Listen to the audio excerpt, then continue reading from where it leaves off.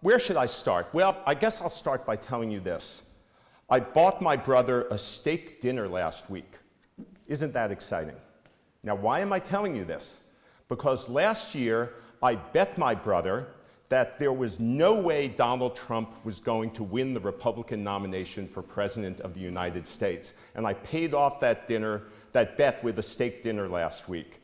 To my brother's great satisfaction, and believe me, I felt much more painful about the Trump nomination than I did about buying my wonderful brother dinner. But I wasn't the only one who got it wrong.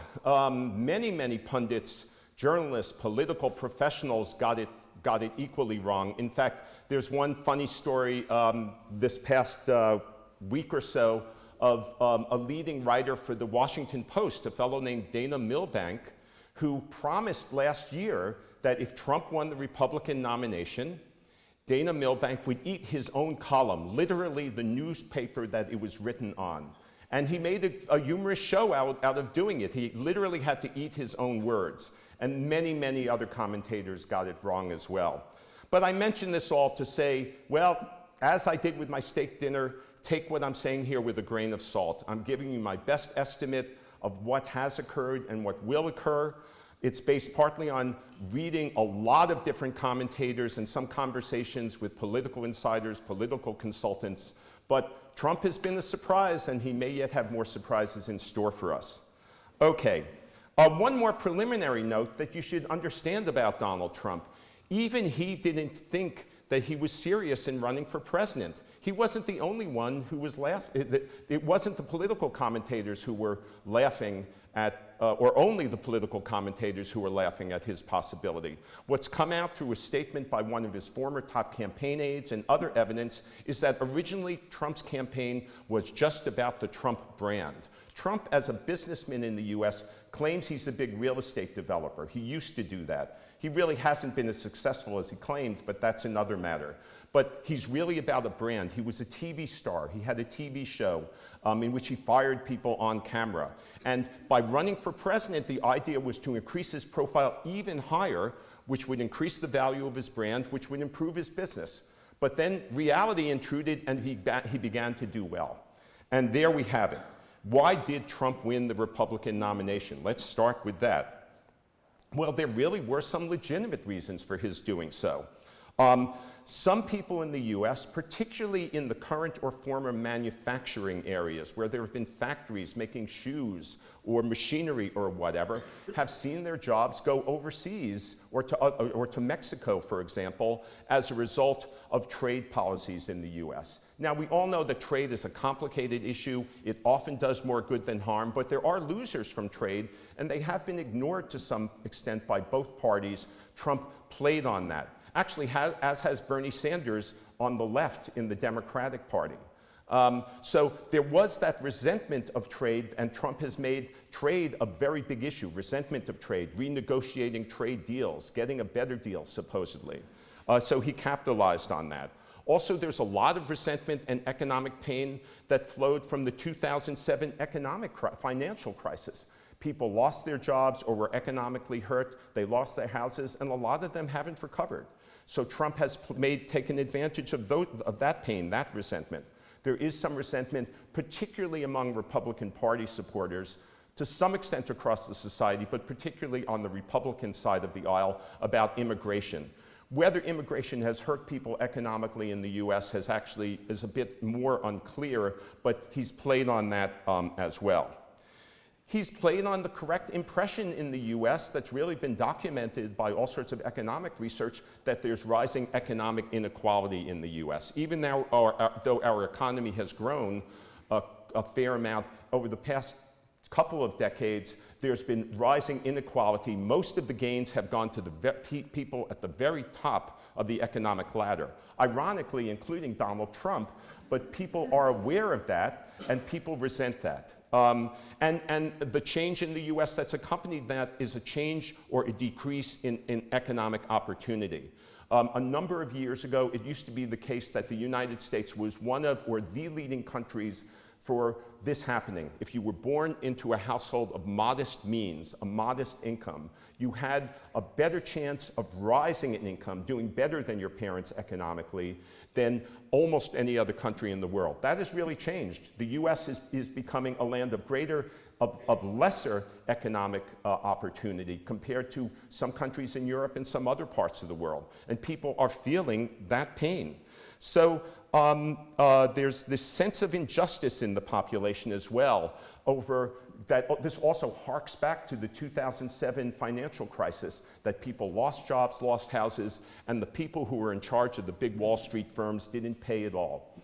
Their firms had to pay some big fines, but that was really just a cost of business. So ironically, you might even say that President Obama's Justice Department, by not going after big Wall Street leaders who were responsible for the economic crisis, by not prosecuting them, indirectly contributed maybe a little bit to the rise of Donald Trump. That's also a little bit of a stretch, but whether or not they should have been prosecuted, personally I think there was a case to be made. There's resentment over that in the country. And all of that has added up to this year. America has been looking for a non-traditional politician running for office. That accounts partly for Bernie Sanders' strength against Hillary Clinton. Bernie Sanders has been a member of the Senate, but has not been a member of the US Democratic Party. He's considered himself a socialist. And the leading candidates initially in the past year, before Trump came to the fore, or along with Trump, were two other non-traditional candidates.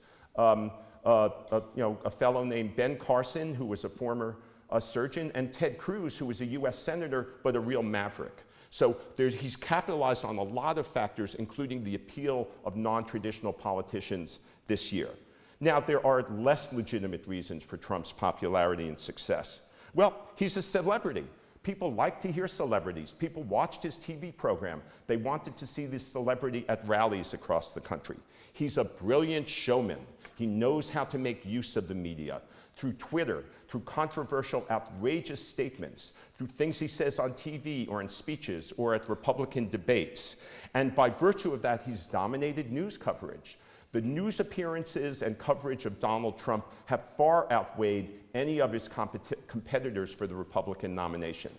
Now, and in some ways, the media, particularly television and some websites, have really been accomplices in this. Not intentionally. It's not as though they've been backing Trump, but they make more money in terms of advertising dollars by putting Trump on and by keeping him on, because more people like to watch Trump, even if they disagree with him.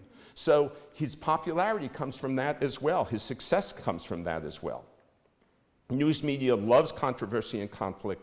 Trump generates that, and he generates ratings. Another big factor, a very big factor, his nativism. His appeal to people's fear of foreigners or resentment of foreigners or hatred of foreigners. Be they supposed terrorists who are coming in as Muslims to the US, fleeing Syria or other parts of the Middle East, be they Mexicans coming in who supposedly are stealing American jobs, be they Chinese who supposedly are taking away American jobs through trade. He's really been appealing to that and capitalizing on that. So there's a fear of national security, for economic security, and also a change in cultural identity. Most of his supporters are white. And they fear the country, I'm generalizing here, but many of them fear the country becoming less like the country they grew up in, a change in the cultural and ethnic identity of the country. Okay, there's one more, and one more thing I want to emphasize that actually gets back to what Wolfgang said,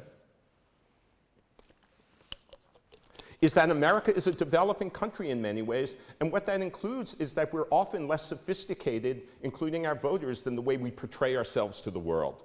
The US goes around the world often instructing other countries, this is how you should run your democracy. This is how you should run your political parties, your elections, your legal systems, your governments, giving advice, pressuring or advising, or with best of intent sometimes, suggesting changes. But our own polity is not very sophisticated. We have a lot of what are politely called low information voters, people who don't track the news, people who aren't on top of current events, who don't pay attention to policies, who vote just based on how someone looks or how someone sounds. And Trump has capitalized on that as well. And there's one additional very big underlying theme that accounts for Trump's success. And that is that in some ways, it's a complicated argument, but I'll try to make it as short and simple as possible. In some ways, he's not a departure from what the Republican Party has been evolving towards. He's a continuation of it. There's a book by Norm Ornstein of the conservative American Enterprise Institute and Thomas Mann of the Brookings Institution that came out in 2012. The name of the book is It's Even Worse Than You Looks, was the name of their book. And they criticized both Democrats and Republican parties for the growing political combat in Washington, but they are especially critical of the Republican Party. Why? Because their argument, and remember, this is being co-authored by a rather conservative policy think tank representative, Norm Ornstein. Their criticism of the Republican Party is that it's evolving more and more not towards a party that has conservative solutions or conservative policies for government, but that's just obstructionist, that just is anti-government in many ways. And there's a lot of logic to their argument, and Trump has taken advantage of that. I should mention that Norm Ornstein was one of the few pundits who last year predicted that Trump could really win the Republican nomination. And he obviously knew what he was talking about. So this evolution started in some ways with Ronald Reagan in the 1980s. One of Ronald Reagan's most famous lines was, "The most terrifying words in the English language are, 'I'm from the government and I'm here to help.'" Pretty much an anti-government ideology, wouldn't you say? Now, the reality of Reagan is that he was more, even though he was very conservative, he was more pragmatic than that declaration made it sound. He did cut deals, he did compromise in some ways. In fact, Ronald Reagan probably would have no chance of being nominated in today's Republican Party. As conservative as he was back then, he wouldn't be conservative enough for the Republicans now. But he kind of set the ideological tone for the direction the party began to take. In the 1990s, we had Newt Gingrich, the Speaker of the House, the head of our House of Representatives, a Republican, trying to shut down the government over budget negotiations, a rather unusual step that was pushing the political boundaries further. You had the impeachment of Bill Clinton by Republicans in the late 90s, again, using really the equivalent of a political nuclear bomb to go after someone for a minor breach at most, something that the Constitution writers of the US never anticipated someone be impeached for. And I'll cite another writer going back in history, even further than 2012, going back to the 19th century, a Frenchman named Alexis de Tocqueville here. In his writing about democracy in America, one of his more thoughtful insights, of the many insights he made, was that a lot of democracy in America is about, and this may well apply to other countries, it's about the informal mores, the informal values and attitudes that people bring to bear, and that they share about what democracy is, what's allowed, what's not allowed in terms of political competition and elections and the like. It's as important as our Constitution or our laws or our formal institutions. And you see this eroding starting in the 1980s and accelerating in the 1990s, and even more so now into 2000. In 2008, John McCain, himself a reasonable conservative, a conservative in many respects, not all of them, not very far right, had to pick Sarah Palin, a very far right governor of Alaska, as his running mate, because otherwise there'd be a revolt against him at the Republican convention and over the course of the campaign. And Sarah Palin was a real right-winger. I'm not sure you'd even say she was qualified to be governor of a small state population-wise as Alaska, but there's no way someone who knew so little about the world and was so nativist in her approach, so much preaching the notion that America is just about and for white people implicitly and even in some cases explicitly, no way she was qualified. No knowledge of policy at all, but she was very popular in the Republican Party and a reflection of the drift the party was going through. Another factor in all this, by the way, was the right-wing media. Fox News, a prominent commentator by Rush Limbaugh, other radio commentators, right-wing websites that were feeding people who were just focusing on the right-wing side of the news the notion that government could never do any good, the notion that Washington was completely messed up, that there was no point in having any confidence or giving any chance to, as it turned out, most recently, President Obama. Now, having said all this, and having been so critical of the Republican Party, I do want to emphasize that there are many thoughtful Republicans and conservatives with good ideas, many of which I disagree with, but they're legitimate ideas. But the party has generally been drifting away from those people, being controlled more and more by what Ornstein and Mann in their book have declared to be an obstructionist, really anti-government party. Now, at the same time, one thing to understand about Trump's appeal is that the Republican Party is not a unified whole. And Trump has really exploited this very, very well. It's true of the Democratic Party and maybe many parties in Europe and around the world also. There are different factions. But there's a growing rift between some of the rank and file members of the Republican Party and their leaders, and Trump has taken advantage of that. One thing that's caused them, the rank and file members of the party, or many of them, to revolt against their leaders is those leaders got elected to office, got elected to Congress with the promise they would stop Obama from doing anything. They would even shut down the government,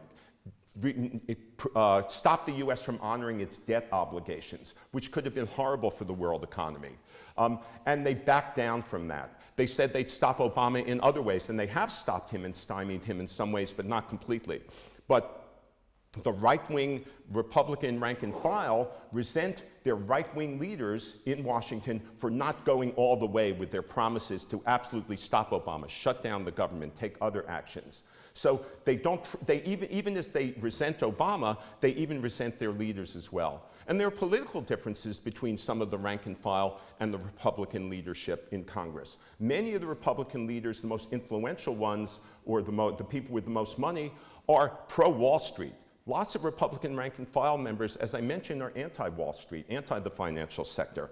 Much of the Republican Party leadership, because it's so influenced or belongs with big business, is very, very much about trade, international trade. And international trade is not just a big business issue, but it's certainly supported by many Republicans in Congress and leaders in DC. But a lot of people, particularly Trump supporters, Trump has exploited people's resistance, suspicion, resentment of international trade. A lot of big business is pro-immigration because it's good for big business as well as being good for other moral and economic reasons. Lots of people resent it and fear it. So there's been a gulf that's been evolving in the Republican Party between certain factions in terms of rank and file and the leadership. And Trump has taken advantage of that. One other way in which he's exploited or really appealed to the Republican rank and file is particularly some of his supporters are older. And even though their general political philosophy is they don't want government to spend too much on social programs, they want the government budget under control or tied back, not when it comes to them. When it comes to them, issues like Medicare, which is our national health insurance program for people over 60, and Social Security, retirement benefits, no, for people over 65, excuse me, Social Security, retirement benefits for people over 62. For the Trump supporters, they don't want that cut back, and a lot of the leaders of the Republican Party have been campaigning to cut that back. So he's not completely right-wing in all ways, he's moderate in some ways, but he's exploited these differences between the rank and file and the leadership of the Republican Party very expertly. And that accounts for much of his success in winning this combination of issues along with his celebrity personality, along with his ability to manipulate the media, his innovative use of social media, Twitter, all of that is brought together to come together to account for Donald Trump's success. I'm going to very briefly address the similarities to Europe. There are other issues that, frankly, I know more about that I'm going to get to in a minute. And you folks understand these issues to some extent better, to a good extent better than I do. To what extent is this part of a worldwide or transatlantic phenomenon? I'd say in some ways, yes, some ways, no, to make a complicated story short. Certainly, in a number of countries, we see a fear of foreigners for various reasons, a fear of immigrants, resentment of them, and the lingering aftermath of the 2007 economic financial crisis. But it's different in the US in some ways in that we are a land of immigrants. It's a part of our national identity. It's not as though we always treat them well. It's not as though we don't have resentment and racism and all sorts of other biases. But our national identity has tended to be welcoming and recognizing that we all came, or we practically all came, from someplace else. So while Trump's supporters tend to be anti-immigrant, large parts of the American population are not nearly so, or not that way at all. And even though the US economy is not doing great, it on balance has done better than most European economies, thanks, I think, partly to some economic policies that President Obama pursued despite the opposition from Republicans in Congress. I'll leave that at that. I'll leave that there. Now, what about a Trump presidency? Something I think you'd all be very interested in. All of us in the US would be very interested in what would that be like if it actually happened. Now, there's some that argue that it wouldn't be that bad. Donald Trump himself has said, look, if I'm elected president, I'll be very presidential. I mean, he's literally said that, and what he's meant by that is he'll be more moderate. He won't be making outrageous statements. He won't be going overboard in terms of trying to generate conflict and controversy. And there are people who extend beyond that to say, well, look, once he's in office, he really will be more moderate, he'll be more reasonable, he'll get reasonable advisors around him. Everything he said will be in the past, he's just using it to get the Republican nomination or to get elected, et cetera, et cetera. And, I would actually say in response to that, I'll tell you this, I wouldn't say I'm worried about Trump presidency. I wouldn't say I'm concerned. I wouldn't say I'm nervous about a Trump presidency. I'd say I'm scared to death because the man is a demagogue. This is the way he's been for all 69 years of his life, or all however many years of his adult life, in terms of his sexist attitudes, in terms of his ego, in terms of his being in many respects a con artist. There's a lawsuit going on against him now for something called Trump University, where he lent his name to a business that really exploited people, took lots of money from them. He's had to settle all sorts of lawsuits for real estate developments that he built or that he attached his name to because they didn't end up being built at all and people had bought into them, or because they were built very poorly. He's been good at being a showman, as I said, but this is who Donald Trump is. What you see is what you get. It's not simply, all politicians may portray themselves differently than they are in reality. To Donald Trump's credit, I think we're seeing who Donald Trump is through this campaign in terms of his beliefs, attitudes, and whatever policies he may pursue. And he's a monstrous narcissistic ego. He might even acknowledge that. Now, what could make a real narcissist, a real egomaniac, have more confidence in him or herself than being elected the leader of their country? That's just going to reaffirm that he knows what he's doing, that he knows what's right for the country. So if he were elected, I would say expect more of the same in many respects. Maybe not as many outrageous comments because he won't need to dominate the airwaves so much, but in terms of some of the things he's promised and done, he would carry through. There's a very good chance he'd carry through with them. I'm not saying it's a certainty, but there's a very good chance he'd carry through with some of his more outrageous statements and promises.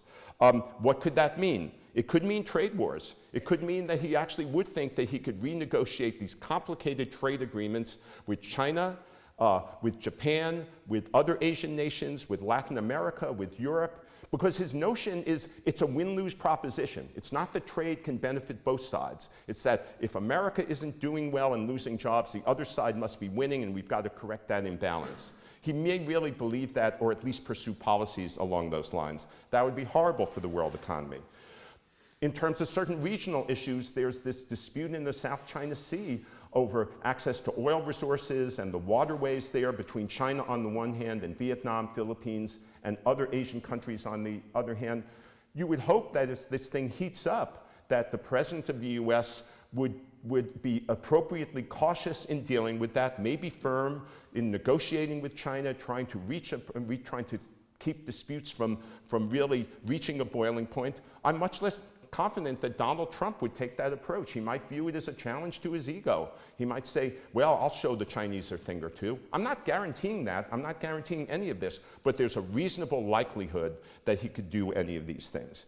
Attitudes towards Muslims. He's already said that he wants to keep all Muslims out of the US, who are coming in as regular immigrants, as refugees or whatever, for the foreseeable future.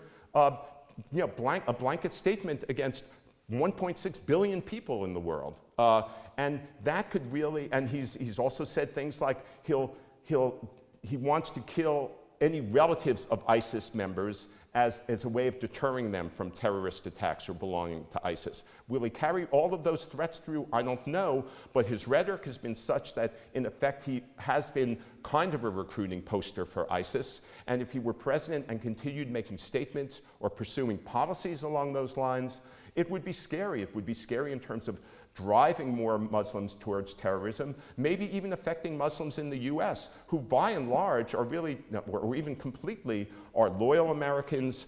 They're success stories. They're much more integrated into the US than they are in many European societies. They practice their religion in peace. There is some bias against them in the US, definitely, but by and large, they're getting along pretty well in the country, and who knows what his statements or policies could do to affect some Muslims in the U.S., to scare them or intimidate them or make them, make them dislike their adopted country. So he'd be dangerous in those regards. So in terms of our values, well, he's already said that waterboarding doesn't go far enough as a means of torture. He would go way beyond waterboarding. Those are his own words. In terms of the policies he would pursue or instruct our military to pursue. Domestic impact in the US? Well, I think I'll turn to one of the more thoughtful conservatives out there, David Frum, who was the former chief speechwriter for George W. Bush. And on CNN a couple of months ago, David Frum came out and said, look, if Donald Trump were president, there's a fair chance that he would simply ignore Supreme Court rulings if he didn't like them. We could have constitutional crisis after constitutional crisis after constitutional crisis. Again, this is coming from a leading and thoughtful conservative. Trump's attitudes towards democracy. He's kind of portraying himself as a strong man who will sweep aside these little rules and regulations and laws to get things done. He's not necessarily a Democrat in the small d sense of the word. He's certainly not a Democrat as a member of the Democratic Party for the most part. But so he may not be the most democratically oriented of presidents, and this is reflected in his attitudes towards political violence. He has said at his campaign rallies where there have been protesters against some of his racist or misogynist statements that he approves violence against them. He said, I may pay for the legal fees of one of his supporters who beat up a protester at one of his rallies. And the real danger of Trump then is not that I think we'd necessarily see the end of the US democracy, of his tearing apart all of our institutions, but a real coarsening of US democracy, legitimizing hatred against people whose attitudes we object to or who are different from him, legitimizing political violence. He's already legitimized various sorts of racist and sexist statements that previously would have been considered impermissible in the US. So he'd be a danger in all those respects, and that's why he's very, very frightening. Okay, the final big question. Will he win? Well, these are the reasons he might win. Right now, he's even in the polls with Hillary Clinton, where she was up by 10 points as a matter of just a couple of months ago. It helps him that Hillary Clinton herself is quite unpopular.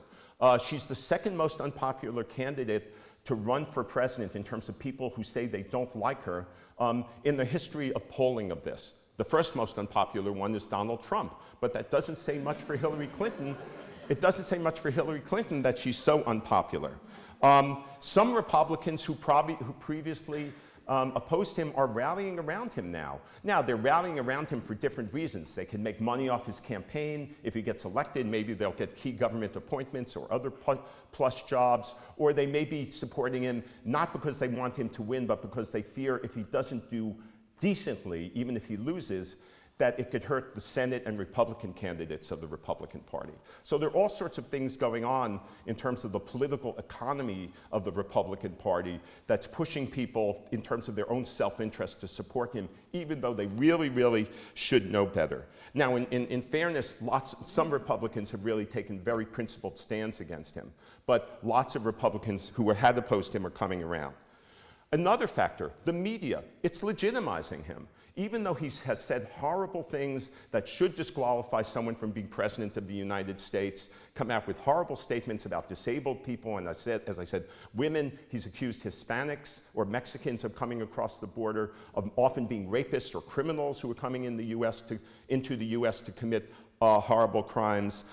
He's now the Republican nominee, or practically the Republican nominee, which means the media will say, well, he's the Republican nominee, we have to give him equal treatment. We won't emphasize these negative things nearly as much. And of course, there are the economic interests of the media itself. He generates coverage. They like covering him. It means more people are watching TV, whether people like him or don't like him, or going to websites if they have articles about Trump. There's yet another factor that's beyond his control, but that can influence things in his favor. Hillary Clinton will win the Democratic nomination, that's true, but she's still in a fight that's being carried out against Bernie Sanders, who's running to the left of her.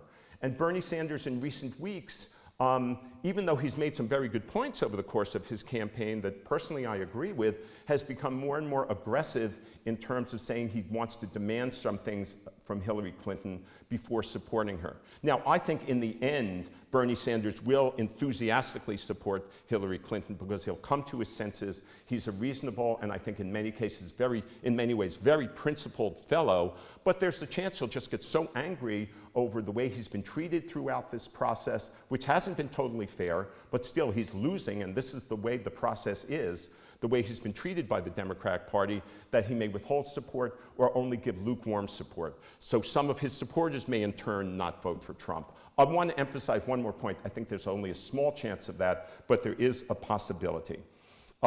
Bad news could benefit Trump in all sorts of ways. A terrorist attack on the US in September or October could make people think we need a strong man in the White House. An economic downturn due to possibly the Britain exiting the European zone, the European Union, or China's economy turning south because its economy is kind of shaky now, or just a modest recession in the US. One of the biggest indicators of who will win a campaign is the state of the economy at the time people vote. If the economy is relatively good, they'll vote for the party in power. If the economy is even suffering a mild recession, they may vote against that party. Right now, our economy is doing well enough, despite the pain that many people are feeling, that there's a good chance it won't hurt Hillary, but any kind of downturn could hurt her and help Trump.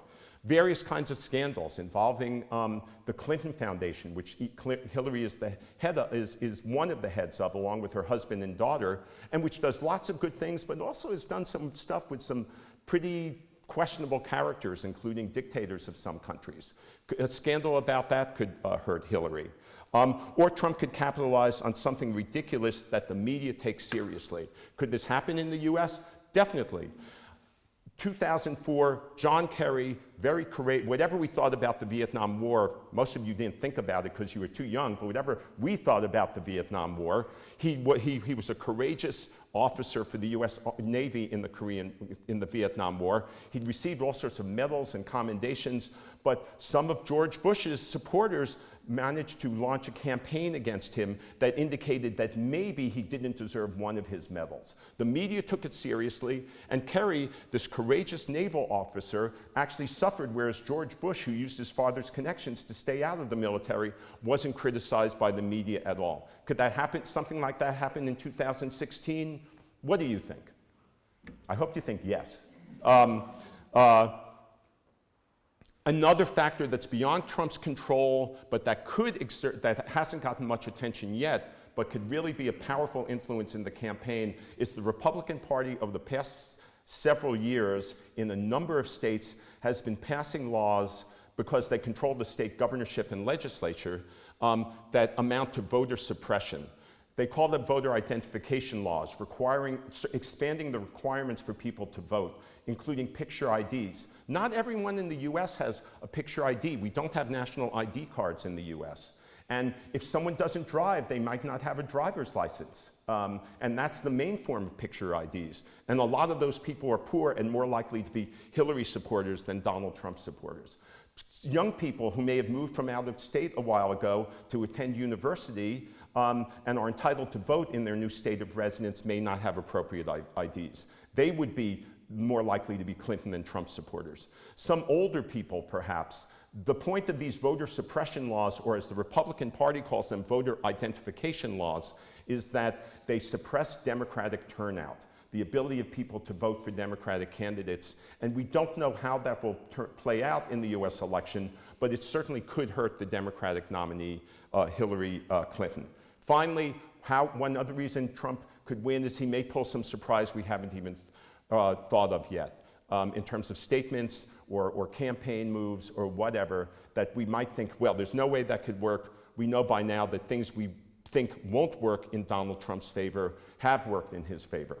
Okay, having said all that, and to finish up, I think he'll lose. And here's why. The polls I mentioned are too early in the process. They really, the way US elections go, it's not for at least a few months should they be taken really seriously. And there's a very, very big factor operating now that Hillary is still dividing her attention between Trump on the one hand and Sanders on the other. And so is people's attention in the Democratic Party and in the country. It's not yet a straightforward Hillary Clinton versus Donald Trump contest. Because he's actually secured his nomination earlier, it helps him for now, but it may not help him down the line. He's also alienated vast parts of the population. Hispanics have always gone more and more for Democratic presidential candidates in recent years, but he's driven them away with both arms through his statements and the policies he's adopted, saying that he'll build a wall between the US and Mexico and make Mexico pay for it somehow. And other statements that I've already mentioned that he's said about Mexicans. He's alienated women over the years through his very sexist statements and even during the campaign. So, and on the flip side, men tend to support him more, but he's alienated more women than Hillary has alienated or lost the support of men. So in key demographic groups, large demographic groups, and the Hispanic voting population increases every year in the US, he's really sacrificed a lot. And so, and even more generally, just as some folks will vote for Trump because they don't want Hillary, even more are likely to vote for Hillary, even if they don't like her, because they despise or hate or fear Trump. And fear of Trump will also galvanize some people who otherwise might not have bothered to vote to do so, or to donate money to the Democrats, because money is a very big factor in our campaigns, even though Trump has gotten away without using too much of it so far, or to get out and work for Hillary Clinton. Another factor in terms of money is some conservative donors are concentrating on supporting Senate and House candidates because they don't like Trump at all. So he won't have as much money in his disposal. Will he generate enough media exposure on his own, free media, to cover that? Maybe, but it's a big question mark. Typically, running a presidential campaign in the US can cost $1 billion, or well over $1 billion on each side of the contest. And some Republicans won't vote for him, whether because they fear he's not conservative enough, because on some issues he actually is moderate, Social Security, Medicare, things like abortion and gay rights. Trump is actually not bad on those issues. He couldn't care less about abortion or gay rights. He may not be a big gay rights supporter, but unlike some Republicans, he's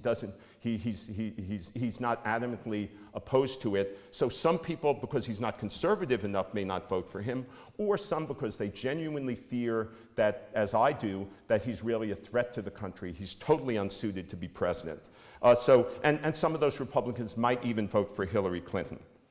There's a possibility that Trump will step over the line in the general election in ways that he's gotten away with in terms of the Republican contest. He may put his foot in his mouth in ways that hasn't hurt him so far, but that could hurt him in the general election among the broader electorate.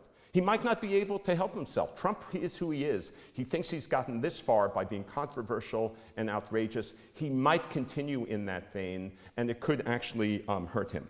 Another factor is that this is a guy who spent until recently his whole personal and professional and business life doing whatever he wanted. Now, I'm not to say that ordinary politicians are saints. We know they're not by any means, but some of them are more cautious about what they do in anticipation of political careers, maintaining their political viability. Donald Trump hasn't had to care about that. There's the possibility that the Clinton campaign has dirt on him, things from his personal or professional life that they're holding back until September and October, and that could come out. There's another factor that doesn't get much attention, but that could be crucial. One of the reasons that Obama won in 2008 and 2012 is that his campaign had much better technical approach using databases, micro-targeting and identification of voters who might support him, getting them out to vote. His campaigns did much better in that sophisticated voter identification and getting people out to vote for him approach than the Republicans did. Hillary is way ahead of Trump in that regard as well, and that quiet kind of technical approach to winning an election could well benefit her. He's poo-pooed it. He says he doesn't need it. Even if he were to change his mind, it's really hard, it would be very hard for him to mount the equivalent of the get out the vote campaign that Clinton will be mounting. It takes a long time to build that up. Clinton might well perform very well in the debates against him. Even though she's not a great candidate, she doesn't come across as authentic or warm. She is a very articulate person who's good at counterpunching, hitting back when she's attacked. In addition, Trump has the additional problem of his sexism. He may say things about Clinton in the debates or otherwise that turn a lot of people off. The one person in the Republican debates, which involved a dozen people at a time, the one person who really made Trump back up and really hurt him was a Republican businesswoman named Carly Fiorina, who, when Trump made nasty comments about how she looked, fired back a few pithy comments against him that made him apologies, withdraw his comment, made him look bad. I think Hillary might be equipped to do that, and Trump might put his foot in his mouth in that way. So it could be even the case that Donald Trump will be the best thing that ever happened to Hillary Clinton. Why?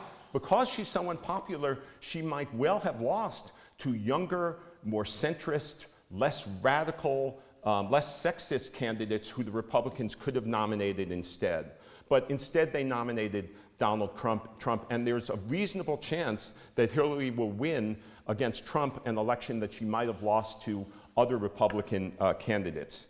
In summary then, my prediction is that our next president will be Hillary Clinton, and in fact, I'll bet you a steak dinner that I'm right. Thank you very much.